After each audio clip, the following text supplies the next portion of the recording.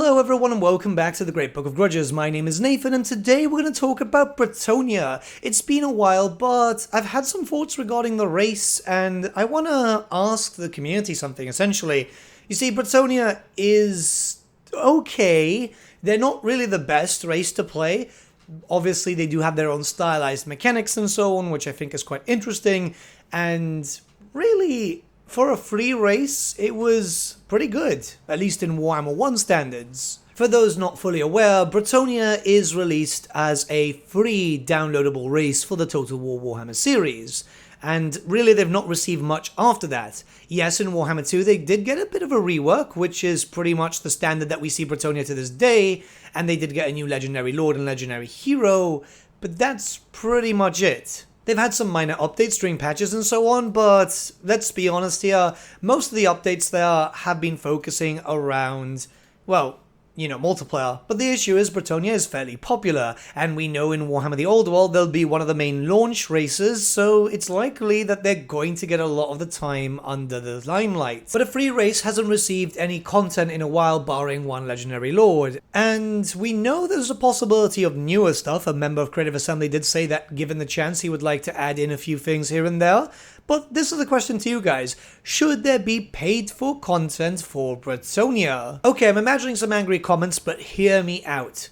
Again, Bretonnia is a free race, and I know paying for something when the other stuff is already free might not be the most ideal situation, however we do need to look at a few things. When DLC releases, the main attention always goes towards the races in question. For example, the last patch with the last DLC was the Chaos Dwarfs, and the patch was majority focused on the Chaos Dwarfs.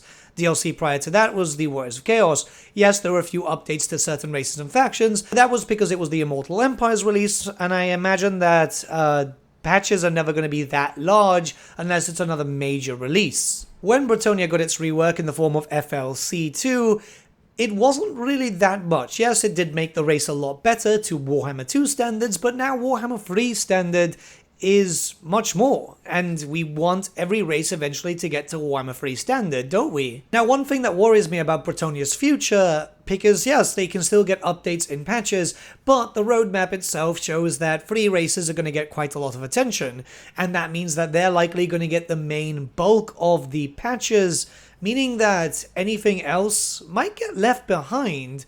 We don't know this just yet. We're going to have to wait and see for the first DLC, which comes out, summer this year? I'm expecting August, and, well, that's summer for me. I'm not sure if that's summer for everyone else, but it's ungodly hot here, hitting around 40 degrees. But I guess that will be the deciding factor to see if any other races get any touch-ups here and there, and not just multiplayer balance changes. Now, admittedly, Bretonnia's roster is pretty much done if you go by an army book standard. There's a few things missing here and there from the RPG series, older army books and so on. A lot of the older army book stuff would not really be relevant in today's Bretonnia, as some of you might not know, but early Bretonnia was very different to what we know. They used to actually use gunpowder and so on until they were reworked to actually turn them into the chivalrous knights that we see today. There are obviously missing characters though, some of which would be awesome if we actually saw in the form of content for Warhammer 3.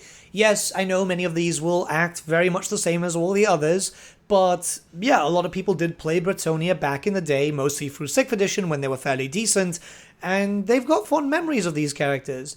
Plus, let's be honest, having more characters rather than just, generic dukes would be kinda cool. We obviously have to take into account that Warhammer the Old World is going to be introducing new units. They're not really new, let's be honest, from what we know. They're foot knights, which is just basically the knights that we already have on foot, that I imagine would require different rigging for Total War Warhammer anyway. I'm not sure how that would work, but new units, likely to see newer stuff in the army book because they'll probably have to leave in a surprise or two here and there. And not only that, but every tabletop game in the Warhammer setting as time progresses generally gets new models.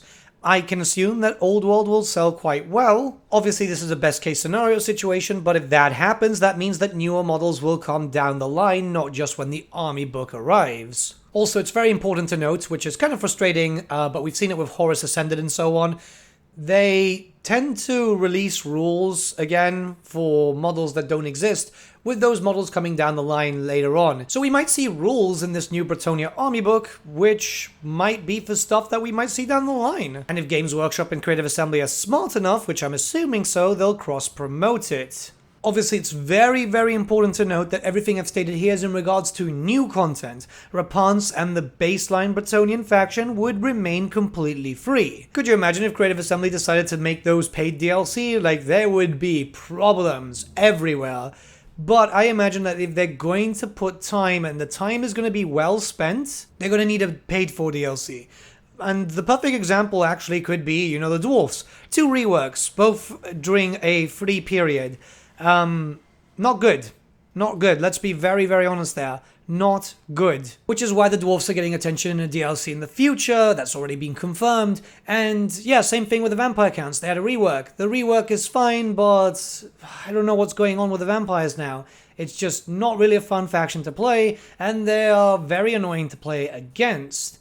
Bretonnia, again, had a rework, and it didn't age that well. I'm imagining they're going to need a paid-for DLC to justify the dev time, and if they do this, well, I'm imagining that it's going to have to be good. If not, people are going to get mad. I'm not sure if Creative Assembly ever shared why Bretonnia was a free race. I know, like, there was the whole thing of, oh, we just want to thank you for the support and stuff like that. But we never had that for Warhammer 2, and I don't imagine that we might get that for Warhammer 3. I mean, it would be great. But, I don't know. It's very, very odd, isn't it? Kind of feels like them becoming a free DLC pack, kind of hurt the race, right? I don't know. It's super weird. And I'm appreciative that it was free. It's one of my favorite races, especially since, obviously, I'm in the old world hype now for Bretonnia. So I'm throwing this idea around because I'm rather curious to see what you guys think. The fact is, I'm kind of worried. We know we're not getting any more FLC Legendary Lords. Who knows if that changes in the future, however. But that basically means no more content for Bretonnia, essentially. I mean, well, in terms of Legendary Lords, it's kind of odd, obviously, that we're moving just to Legendary Heroes now. And hopefully this does go back, or they do a little bit of both. I mean, you know, if DLC is going to be more expensive, as we've seen with the Chaos Dwarfs and obviously Warriors of Chaos, then they could throw us a bone, right? I think that paid-for DLC ultimately isn't a bad thing when it comes to Bretonnia, as long as it's substantial enough and obviously has a decent amount of fixes. Some updates to all the older Legendary Lords would be great, giving them a little bit of uniqueness would be fantastic, because just simply moving Alberic doesn't really bring a unique thing to Bretonnia at all. It's just literally Frenchman goes to Jurassic Park. Fun, but not really unique. I don't know. Let me know what you guys think in the comments below. Let's start a bit of a discussion. Apologies for the short video today. I am stretched thin. There's a lot of stuff that I'm trying to sort out IRL, and I'm not getting enough time at my studio to actually get some work done. So yeah, it shouldn't really affect the release schedule though. Let's hope. I'll see you guys all very soon though. Have a nice day.